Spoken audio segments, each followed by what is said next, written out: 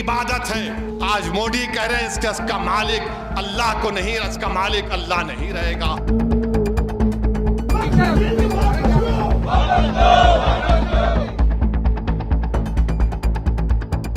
कल ही वक्फ कानून पर सुप्रीम कोर्ट का फैसला आया और सुप्रीम कोर्ट ने जो आदेश दिया और इंडी गठबंधन जश्न मनाने लगा कि नरेंद्र मोदी की हार हो गई, हम तो जीत गए भाई, हो गया मामला।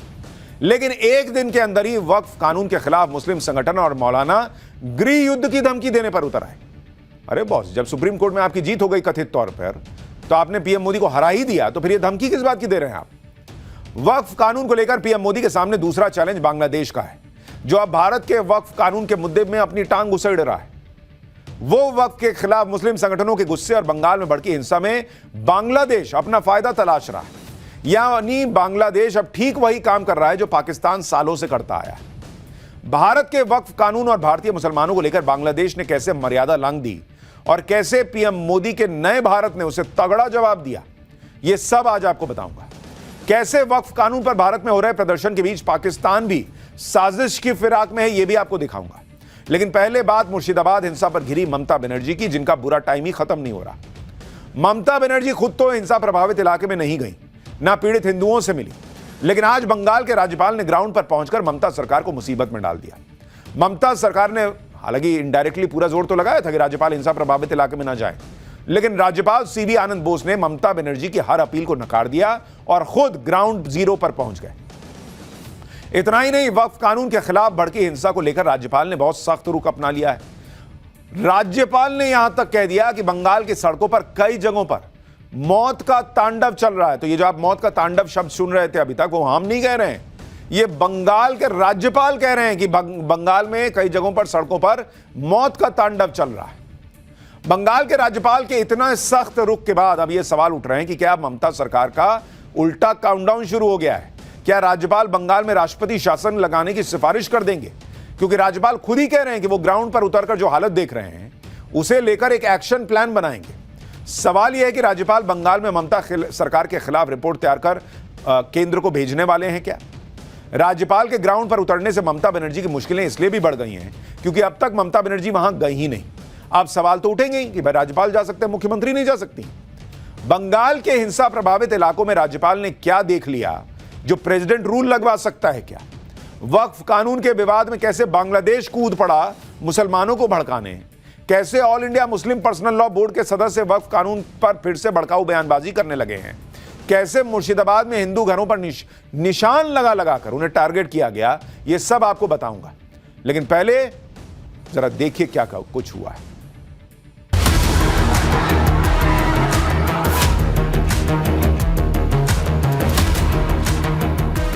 You know, the dance of death on the streets of Bengal in many places. निशानी बनाकर चिन्हित करने की कोशिश की गई थी कि यहाँ पे अटैक करना है। बोलता है कि तुम लोग को खत्म कर देंगे, साफ कर देंगे, हिंदू का निशाना नहीं रखेंगे। तेरे बाप का है कि लागू होगा, आप करूंगा, तू होता कौन है बे? हुकूमत को चेतावनी देना चाहता हूँ कि अपनी लक्ष्मण रेखा से बाहर ना जाए। जो हिंदुओं के ऊपर अटैक हुआ था प्री प्लान था। बंगाल में वक्फ कानून के नाम पर जिस तरह की हिंसा हुई, हिंदुओं पर हमले किए गए, हिंदुओं के घरों को जला दिया गया, वो सामान्य बात नहीं है बॉस। वक्फ संशोधन कानून के विरोध में लगातार भड़काऊ बयान दिए जा रहे हैं। हैरान करने वाली बात तो यह है कि भारत के कानून के विरोध में बांग्लादेश में प्रोटेस्ट हो रहा है, बांग्लादेश में, और यही पीएम मोदी के लिए बड़ी चुनौती भी है। पहली चुनौती तो वक्फ के नाम पर मुसलमानों को भड़काते मौलाना है जो गृह युद्ध की धमकी तक दे रहे हैं, जिनको सुप्रीम कोर्ट से ज्यादा भरोसा शरीयत पर है, जो ये कह रहे हैं कि अगर सुप्रीम कोर्ट से हक में फैसला नहीं आया तो शरीयत के हिसाब से काम किया जाएगा। दूसरी तरफ बांग्लादेश है जो भारत के मुसलमानों के कंधे पर बंदूक रखकर सरकार पर निशाना साध रहा है और पाकिस्तान की भाषा बोलने लगा है। बांग्लादेश का कहना है कि भारत सरकार भारत के मुसलमानों की रक्षा करे। ओ भैया, तुमसे वहां हिंदू नहीं संभल रहे, यहां मुसलमानों के साथ क्या हो गया भाई? गजब है बॉस। बांग्लादेश अपने हिंदुओं को बचा नहीं पा रहा है, भारत के अल्पसंख्यकों पर ज्ञान दे रहा है। क्या हुआ है मुसलमानों के साथ भाई? घर छोड़ के तो हिंदू जा रहा है, वो भी तब जब बंगाल हिंसा में हिंदुओं को टारगेट करके हमला किया जा रहा है तो बांग्लादेश जो है वहां से बैठे बैठे आग लगा रहा है, पिन मार रहा है। वक्फ संशोधन कानून के खिलाफ मुसलमानों को भड़काने वाले मौलानाओं के बारे में आगे बताऊंगा। पहले जरा बांग्लादेश के बारे में सुनिए कैसे उछल रहा है और कैसे नरेंद्र मोदी की सरकार ने उसको सेट किया। बांग्लादेश की सरकार के प्रमुख मोहम्मद यूनुस के प्रेस सेक्रेटरी शफीकुल आलम ने कहा है कि बांग्लादेश सरकार ने मुसलमानों पर हमलों की निंदा की है, जिससे जान माल का नुकसान हुआ है। हम भारत और पश्चिम बंगाल सरकार से अल्पसंख्यक मुस्लिम आबादी की पूरी तरह से सुरक्षा के लिए सभी कदम उठाने का आग्रह करते हैं। इसी के साथ पश्चिम बंगाल के मुर्शिदाबाद में हुई हिंसा में बांग्लादेश की भूमिका होने से उन्होंने इनकार किया। यानी आप देखिए कि बांग्लादेश जो इत्तू सा देश है, आज की डेट में आजाद है तो भारत की वजह से है, वो अपने घर में अल्पसंख्यक हिंदुओं के खिलाफ हिंसा रोक नहीं पा रहा। जो कट्टरपंथियों की गिरफ्त में खुद है, वो भारत को ज्ञान दे रहा है कि यहां अल्पसंख्यकों को, मुसलमानों को बचाइए। किससे बचाएं भाई? आरोप तो खुद मुर्शिदाबाद में लग रहा है जिन पर, उनको कह रहा है कि बचाइए, और जो वहां से बच के भागे उनके लिए कुछ नहीं कह रहा। ना उसको अपने यहां के हिंदुओं की चिंता है, ना यहां के हिंदुओं की चिंता है, बस मुसलमानों को भड़का रहा है। यहां के मुसलमानों के खिलाफ हिंसा नहीं हुई, हिंदुओं पर हमला हुआ है भाई। बांग्लादेश ने भारत को लेकर पाकिस्तान वाली भाषा बोली तो भारत ने फौरन बांग्लादेश को उसकी जगह दिखाई। भारत के विदेश मंत्रालय ने दो टूक कह दिया कि हम बांग्लादेश के बयान को रिजेक्ट करते हैं। रिजेक्ट, खत्म, हटाओ है बात। यह बयान बांग्लादेश में अल्पसंख्यकों पर हो रहे हमलों पर भारत की चिंताओं की तुलना करने का कपटपूर्ण प्रयास है। बांग्लादेश में अल्पसंख्यकों पर हमलों के अपराधी खुलेआम घूम रहे हैं। इस तरह के अनुचित बयानबाजी करने के बजाय बांग्लादेश को अपने अल्पसंख्यकों की सुरक्षा पर ध्यान देना चाहिए। यानी भारत ने साफ साफ लफ्जों में बांग्लादेश को उसकी औकात, उसकी जगह बता दी कि देखो, पहले अपने घर में देखो, इधर मत आओ, हमारे यहां घुसने की जरूरत नहीं, अपना घर संभालो। जहां हिंदुओं का जीना कट्टरपंथियों ने दूभर कर रखा है, बंगाल में जो हो रहा है उस पर बेवजह की बयानबाजी ना करो। बांग्लादेश को तो भारत ने तगड़ा जवाब दे दिया, लेकिन एक चुनौती उन मौलानाओं की भी है जो मुसलमानों को वक्फ संशोधन कानून के खिलाफ लगातार भड़का रहे हैं। ये वो मौलाना है जिनकी बातों को मुस्लिम समाज के लोग मानते हैं। इन मौलानाओं का काम तो यह होना चाहिए था कि वो शांति के साथ प्रोटेस्ट की बात करें। जब मामला सुप्रीम कोर्ट में है ही तो भड़काऊ बयान देने का क्या मतलब? क्या इन मौलानाओं को देश की सुप्रीम कोर्ट पर भरोसा नहीं है? और अगर सुप्रीम कोर्ट से विपरीत फैसला आ जाएगा तो क्या हिंसा कर दीजिएगा? क्यों ये मौलाना कह रहे हैं कि देश में गृह युद्ध के आसार दिख रहे हैं, सरकार को लक्ष्मण रेखा पार नहीं करनी चाहिए, नहीं तो देश को बहुत ज्यादा नुकसान हो जाएगा? धमकी देना नहीं है सब। इस तरह की बातें करना विरोध की नहीं बल्कि धमकी की भाषा होती है। सुनिए इंडियन यूनियन मुस्लिम लीग के मौलाना कौसर हयात को, वो भाई साहब किस अंदाज में सरकार को धमकी दे रहे हैं, सुनिए, आप देखिए, खुद देखिए। मैं समझता हूं कि भाजपा सरकार, मौजूदा भाजपा सरकार देश को लाकानूनियत की तरफ, अराजकता की तरफ धकेल रही है। इसमें गृह युद्ध के चरम आसार हैं। मैं हुकूमत को चेतावनी देना चाहता हूं कि अपनी लक्ष्मण रेखा से बाहर ना जाए, वो दूसरों को लक्ष्मण रेखा ना बताएं, बल्कि हुकूमत खुद अपनी लक्ष्मण रेखा बताए कि क्या है और क्या उसकी लक्ष्मण रेखा है, उसे समझने की कोशिश करे और उस लक्ष्मण रेखा से बाहर ना जाए, वरना देश का बहुत ज्यादा नुकसान हो जाएगा। गजब ही हो रखा है, सब कुछ तुम्हारे हिसाब से हो तो ठीक है, तो संविधान सुरक्षित है, लोकतंत्र जिंदा है, और मन का नहीं होगा तो सीधा सरकार को धमकी दे रहे हैं लोग कि देश में सिविल वॉर हो जाएगा, देश का बड़ा नुकसान हो जाएगा। अभी तक वक्फ का जो कानून है, जिस हिसाब से चल रहा था कि जहां उंगली रखी तुम्हारी हो गई जमीन, ये वाला हिसाब चल रहा था, तो देश का क्या भला कर दिए भाई? मुसलमानों का क्या भला कर दिए, इतना बता दो ना। खुद को मुसलमानों की सबसे बड़ी संस्था बताने वाला all India Muslim personal law board भी ऐसी भाषा का इस्तेमाल कर रहा है। पर्सनल लॉ बोर्ड की बातें या आदेश मुसलमानों के लिए पत्थर की लकीर की तरह होती है कई बार। ऐसे में all India Muslim personal law board की जिम्मेदारी और बढ़ जाती है। लेकिन यहां तो मामला ही उल्टा है, खुद IMPLB मुसलमानों को भड़काने में लगा हुआ है। मुस्लिम पर्सनल लॉ बोर्ड ने कहा है कि सरकार मुसलमानों को सेलेक्टिव हैरेसमेंट कर रही है। इस कानून से जगह जगह लॉ एंड ऑर्डर खराब होगा, इसके खिलाफ जगह जगह कैंपेन होंगे, प्रोटेस्ट होगा, आंदोलन होगा। कह रहे हैं कि अंग्रेजों के बाद अब काले अंग्रेजों से लड़ाई लड़ेंगे। आप सोचिए कि वक्फ कानून पर सुप्रीम कोर्ट पर सुनवाई चल रही है, सुप्रीम कोर्ट में, और कल जो सुप्रीम कोर्ट ने अंतरिम आदेश दिया उस पर तो मुस्लिम नेताओं ने जश्न मनाया था, हल्ला मचा दिया था कि हमारी जीत हो गई। तो फिर आज भड़काने की क्या जरूरत थी?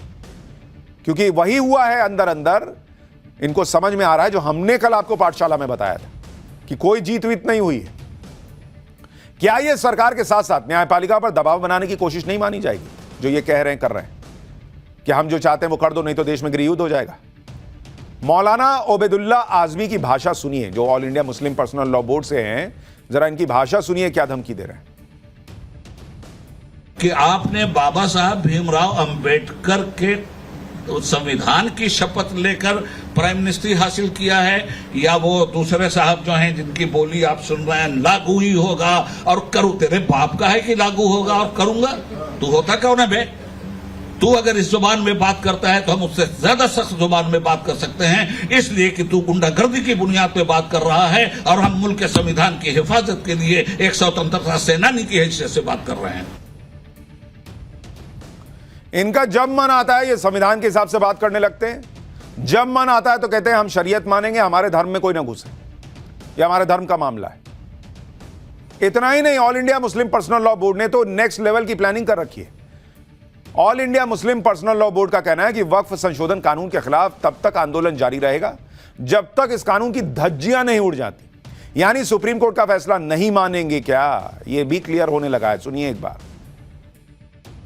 तो अर्ज ये करना है कि ये सारी चीजें हैं और आपको मालूम है कि देश का कानून हमें भरपूर आंदोलन का हक देता है। हम उस वक्त तक ये आंदोलन all India Muslim personal law board के थ्रू जारी रखेंगे जब तक इस तरह का गैर कानूनी कानून हिंदुस्तानियों पे थोपा गया है उसकी धज्जियां न उड़ जाएं। थैंक यू, शुक्रिया। द्वारका पीठ के शंकराचार्य स्वामी सदानंद सरस्वती का कहना है कि वक्फ बोर्ड को ही खत्म कर देना चाहिए। अगर ऐसा नहीं होता है तो हिंदुओं के लिए भी सनातन बोर्ड या संस्था बन जानी चाहिए। सुनिए शंकराचार्य स्वामी सदानंद सरस्वती को। लोग तो समाप्त करना ही चाहते थे, हम लोगों का तो प्रयास ये था कि समाप्त होना चाहिए। समाप्त नहीं होता है तो हिंदुओं का, सनातन धर्मावलंबियों का भी संस्थान होना चाहिए, ट्रस्ट होना चाहिए, बोर्ड होना चाहिए। लगभग 4 लाख मंदिर हैं, वो सरकार के अधीनस्थ हैं। कौन सी मस्जिद ऐसी है देश में जिसका शासन सरकार करती है, जिसका संचालन सरकार करती है? ये पक्षपात पूर्वक निर्णय क्यों लिया जाता है हिंदुओं के विरुद्ध ही? यानी कुल मिलाकर माहौल यह बन गया है कि वक्फ कानून से मुसलमानों के हक छीन लिए जाएंगे। दूसरी तरफ बीजेपी मुसलमानों में वक्फ संशोधन कानून के प्रति जागरूकता बढ़ाने के लिए वर्कशॉप आयोजित कर रही है। जो काम मौलानाओं को करना चाहिए वो बीजेपी कर रही है। देहरादून में बीजेपी ने वक्फ रिफॉर्म जन जागरण अभियान नाम से वर्कशॉप का आयोजन किया, जिसमें मुख्यमंत्री पुष्कर सिंह धामी भी शामिल हुए। सीएम धामी ने कहा कि वक्फ संशोधन से सुनिश्चित किया जाएगा कि वक्फ का उपयोग गरीब, पसमानदा भाइयों और मुस्लिम बहनों के कल्याण में हो। बिना धार्मिक छेड़छाड़ किए प्रदेश में वक्फ बोर्ड की एक एक इंच जमीन की जांच और देखभाल की जाएगी। वक्फ संपत्तियों पर अवैध अतिक्रमण करने वालों के खिलाफ अभियान चलाया जाएगा। यही बात संसद में गृह मंत्री ने भी कही थी, यही बात उत्तराखंड के मुख्यमंत्री भी कह रहे हैं। लेकिन मौलानाओं और all India Muslim personal law board को तो अपना भड़काऊ नैरेटिव सेट करना है। इनको ना सरकार पर भरोसा है ना सुप्रीम कोर्ट पर भरोसा है, क्योंकि अगर भरोसा होता तो इस तरह के भड़काऊ बयान नहीं दिए जा रहे होते। इधर वक्फ बिल पर मुस्लिम संगठन और मौलाना धमकियां दे रहे हैं। बांग्लादेश अपनी टांग घुसाने का प्रयास कर रहा है। उधर बांग्लादेश बॉर्डर से जुड़े मुर्शिदाबाद में वक्फ को लेकर जो हिंसा हुई उस पर आज ममता बनर्जी बुरी तरह गिर गई, क्योंकि आज ही ग्राउंड जीरो पर एक साथ राज्यपाल भी पहुंच गए और महिला आयोग की टीम भी पहुंच गई और मानवाधिकार आयोग की टीम भी पहुंच गई। महिला आयोग की टीम ने पीड़ित महिलाओं से मुलाकात की, उनकी परेशानियों को सुना, उन्हें सुरक्षा का भरोसा दिया।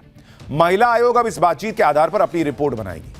नेशनल ह्यूमन राइट्स कमीशन यानी एनएचआरसी की टीम भी मालदा में राहत कैंप में रह रहे परिवारों से मिली, वो अपनी रिपोर्ट बनाएगी। और इधर राज्यपाल भी ग्राउंड जीरो पर पहुंच रहे हैं, वो मालदा के रिलीफ कैंप में पीड़ित परिवारों से मिलेंगे, फिर वो हिंसा प्रभावित मुर्शिदाबाद जाएंगे।